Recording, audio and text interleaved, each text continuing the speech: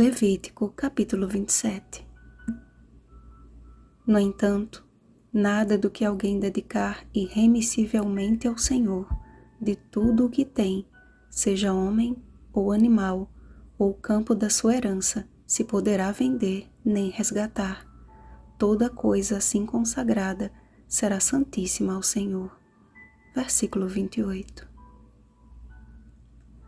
Os votos e os dízimos constituem a parte final desta coleção de normas estabelecidas por Deus, conhecido como Código de Santidade. O voto consistia em uma espécie de acordo do homem diretamente com Deus, visando o favor divino a fim de alcançar uma determinada bênção.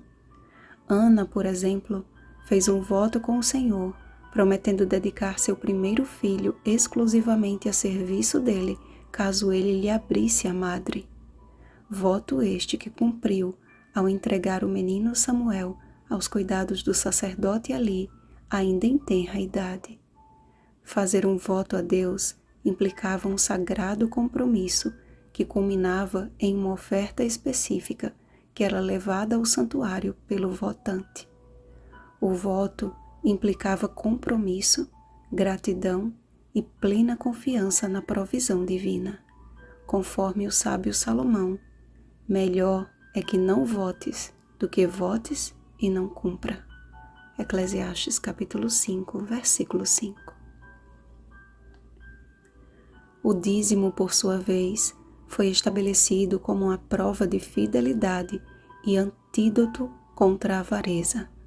Ao separar todas as dízimas da terra e entregá-las aos sacerdotes, os adoradores eram levados ao consciencioso entendimento de que tudo o que tinham era fruto da bênção de Deus, e devolver a 10ª parte era muito pouco à vista da abundância de que desfrutavam na terra que o Senhor lhes havia dado por herança, mas o suficiente para lhes provar a fidelidade para com o doador divino.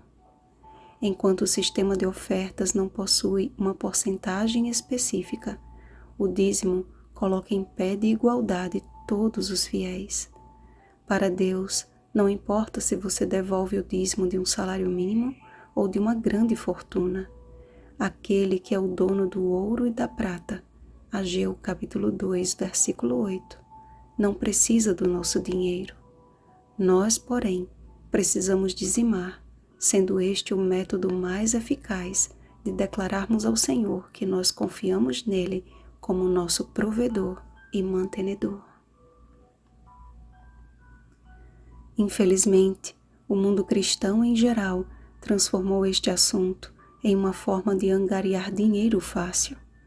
A famosa teologia da prosperidade tem conquistado multidões de seguidores atraídos pelas promessas de riquezas.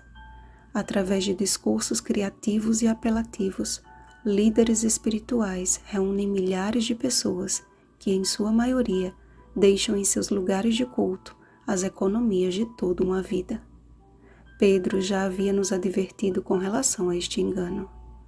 Também, movidos por avareza, farão comércio de vós, com palavras fictícias. Para eles, o juízo lavrado a longo tempo não tarda e a sua destruição não dorme.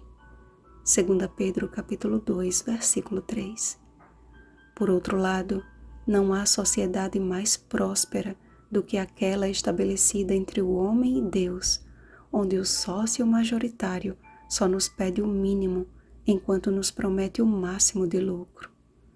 Trazei todos os dízimos à casa do tesouro, e provai-me nisto, diz o Senhor dos Exércitos, se eu não vos abrir as janelas do céu e não derramar sobre vós bênção sem medida. Malaquias capítulo 3, versículo 10. A fidelidade nos dízimos e nas ofertas não é uma questão material, mas espiritual. O mesmo Deus que declara, não furtarás, Êxodo capítulo 20, versículo 15, é o mesmo que não muda, Malaquias capítulo 3, versículo 6, e que continua a advertir o seu povo. Roubará o homem a Deus? Todavia, vós me roubais e dizeis, em que te roubamos? Nos dízimos e nas ofertas. Malaquias capítulo 3, versículo 8.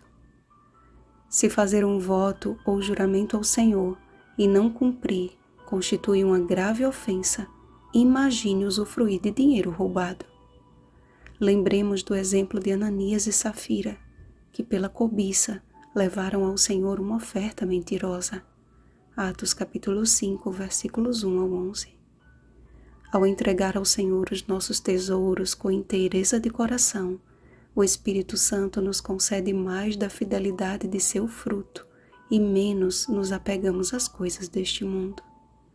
Porque o amor do dinheiro é raiz de todos os males, e alguns nessa cobiça se desviaram da fé e a si mesmos se atormentaram com muitas dores.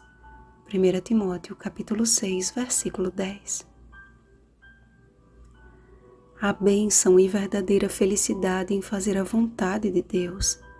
Que a nossa vida e os nossos bens declarem que tudo o que somos e o que temos pertencem ao Senhor. Que possamos dar ouvidos às palavras do nosso resgatador. Não acumuleis para vós outros tesouros sobre a terra, onde a traça e a ferrugem corroem e onde ladrões escavam e roubam. Mas ajuntai para vós outros tesouros no céu, onde traça nem ferrugem corrói, e onde ladrões não escavam e nem roubam. Porque onde está o teu tesouro, aí estará também o teu coração. Mateus capítulo 6, versículos 19 ao 21.